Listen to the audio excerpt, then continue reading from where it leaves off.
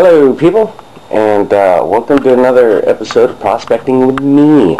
I have another design that I'd like to get on here, so I hold the rights to it for a period of a year. I'll show it to you, but there's something I got to explain. You have every right to build whatever I'm building and use for your personal purposes, but if you start making them for other people, you start selling them, you're going to own me for the period of 1 year unless I patent it, and then I hold it for 10 years. But this is just a way to safeguard it, so feel free to mimic it, just don't sell it. With that cleared up, this is the Job sluice, and to run you quickly through it, you kind of kick it at an angle. It runs down, goes over the Hungarian rifles, and things are supposed to get stuck inside here and in the carpet. Stuff also gets stuck in this mat, but what I'm interested in was when I threw material on here, all the blonde sand would blow off and the black sand would be the last thing to go down and hold the gold. And in this crack right here, where these two surfaces mate, it fills up with black sand, and then we suck it out with a little suction device, and this holds a lot of gold before it even goes down the sluice. Now, a sluice, even though it is designed to catch some things, it's a continuous flow out, so eventually even the dark material that goes out. So you end up losing some. But it gave me an idea. Now I was using a rock washer that I made out of a security screen. Yeah? In fact, you can hear it kicking out rocks now. Anyway, it was a lot of work running back and forth with that heavy mile-near shovel, coming out of the current, dumping it in, blah blah blah, is breaking my back. So, recognizing that the longer distance traveled, I was thinking, geez, if there was something here that the gold would just, then I'd be catching everything. Well, I came up with this. Okay, so I'm down here at the spot, and I gotta say this too, anybody that comes out to any place, don't pick it up and throw garbage everywhere. Treat it like it was your pad, you know? Just saying, if you're a pig, stay in pig bill. Don't bring it down here, because if I catch you doing it, I'm going to kick the shit out of you, period. Anyway, it's the basic design I came up with. This interior frame comes out so I can dump it out cleanly. And then I put some handles on it this morning so it was easier to pick up. And just put the screen on, and if you get it in a strong enough current, and now that it's as heavy as it is, I'm not going to have to worry about it floating downstream. It'll blow all the rocks off the top, and sometimes the rocks will get hung up and create a riffle, and it pushes all the heavy material down. So these holes are big enough. I know they look small, but they're totally big enough to catch even big flakes, which I have by using it. So it just fills up with pay dirt. This whole thing equals 1 5-gallon bucket when it's full, and it doesn't take very long to do it. So I'm going to fill up some pay dirt and then bail home.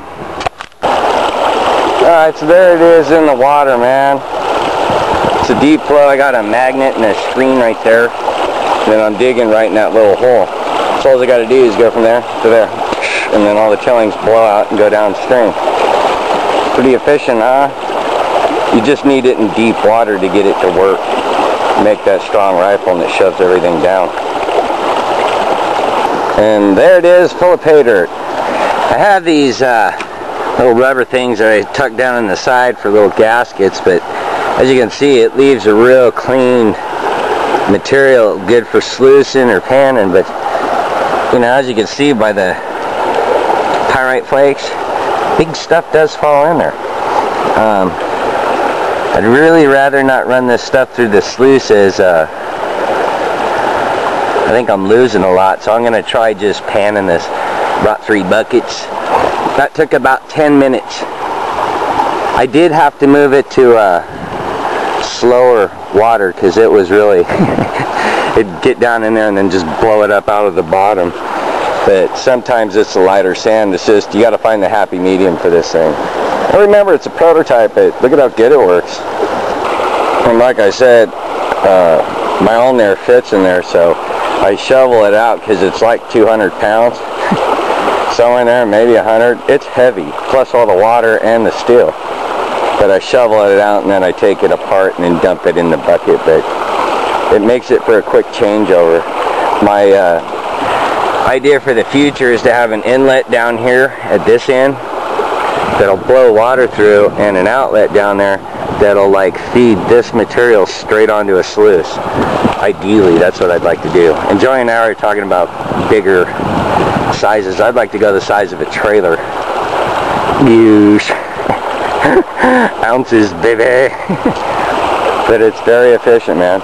If you guys like it, like this, share it, use it. But if you sell them, get a hold of me, man. You owe me a little something, something. At least for a year, know what I mean? Don't hate me. Don't hate me because I thought of it first. Simple, huh? Alright, so I got one bucket in the truck. That one's draining, but full. And then this one's almost there. I got one more to go. I'm mildly hypothermic, so I'm taking a break. I've got a nice thing of tailings going from this thing. It's all of this material. It's probably about, I don't know, 15 yards maybe of stuff came out of it.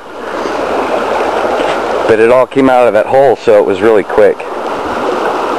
It's quite a bit. It produces a lot of gravel. That's why I was thinking if it was longer and bigger scale, boy, you'd sure fill up with material you want quick.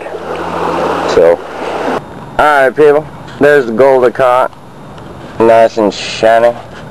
That box works pretty good, dudes. Dudettes, people. Move it here in the shade a little, maybe it'll show up better. Ain't it pretty? Gotta suck it all out. Add it to the other pile. But yeah, it's pretty good.